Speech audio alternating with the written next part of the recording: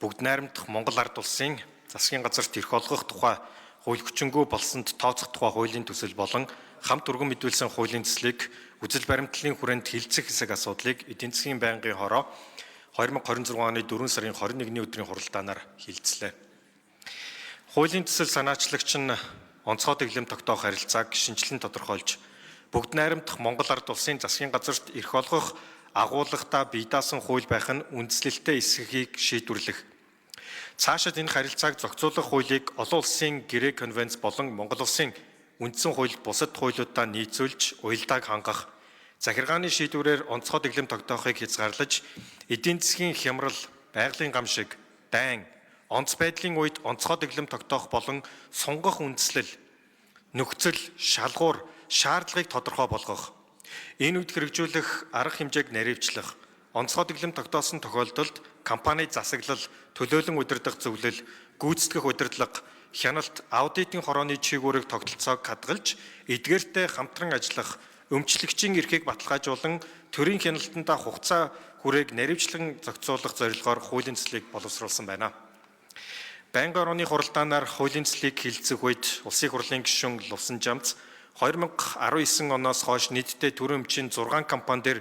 бүрэн эрхэд төлөөлөгч томилон ажиллуулсан нь тус компаниудад ямар үр дүн гарсан талаар,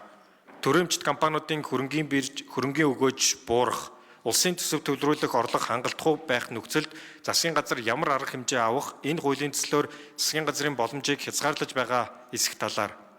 Улсын хурлын гишүүн Уянга 1992 оны үндсэн хуулиас өмнө батлагдсан 6 хууль байгаа талаар дурдаад яагаад энэ хуулийг онцолж хүчингүй болгох гэж байгаа. Онц байдлын тухай хуульд өөрчлөлтийг оруулахдаа одоо хүчин төгөлдөр болгож байгаа энэ хуулийн зохицуултыг хэвээр нь хадгалж байгаа эсэх, хэрхэн сайжруулах талаар Улсын хурлын гишүүн Жаргалан хуулийн төслийн үзэл баримтлалын хувьд дэмжиж байгаа бөгөөд бүрэн эрхэд төлөөлөгч томилж байсантай холбогдуулан иргэний нийгмийн байгууллагуудаас захиргааны хэргийн шүүхэд нэхэмжлэл гаргасан тохиолдол бий эсэх. Хэрв байгаа бол ямар үр дүн гарсан талаар мэдээлэл судалгаа байгаа эсэх. Онц байдлын тухай хуульд оруулж байгаа зохицуултууд нь зөвхөн онц байдал зарласан тохиолдолд үйлчлэх эсэх. Бүрэн эрхэд төлөөлөгч нь томилогдсон зарим компани ашиг орлого яагаад сайжирсан? Нөгөө талаас энэ үед хичнээн ажилтан иргэн цалин хөлс гинэт халагдсны тэтгэмж аваагүй гэх мэт хохирсон талаар тооцоо судалгаа байгаа эсэх. Харьцуулалт хийх боломжтой эсэх талаар асуулт асууж хариулт авлаа. Хуулийн төслийн үзэл баримталтай холбогдуулан хуралдаанд оролцсон гишүүдээс дэмжсэн дэмжээгүй байр суурь илэрхийлж санал хэлэх үед Улсын хурлын гишүүн Уянга шиг 1991 онд батлагдсан бүгд найрамдах Монгол ард улсын засгийн газарт эрх олох тухай хуулийг хүчингү болгох хуулийн төслийг дэмжиж байгааг дурдаад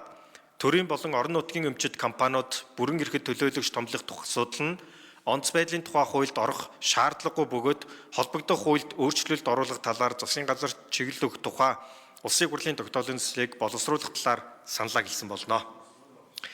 Байнгын орны хуралдаанаар бүгд найрамдах Монгол ард улсын засгийн газарт эрх олгох тухай хууль хүчингү болсонд тооцох тухай хуулийн төслийг үзэл баримтлалын хүрээнд хилцгийг дэмжих хэсэг асуудлаар санал хураалт явуулахад хуралдаанд оролцсон гишүүдийн олох буюу 57.3%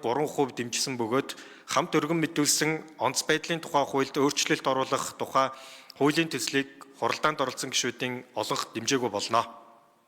Улсын хурлын эрхэм гишүүдээ бүгд найрамдах Монгол ард улсын засгийн газарт эрх олох тухай хууль хүчингү болсон тооцох тухай хуулийн төсөл болон хамт өргөн мэдүүлсэн онц байдлын тухай хуульд өөрчлөлт оруулах тухай хуулийн төслийг хилцэх хэсэг талаар эдийн засгийн байнгын орны санал дүгнэлтийг хилцэн шийдвэрлэж өгөхийг та бүхнээсээ хүсье. За Батнайрамд гишүүнд баярлалаа.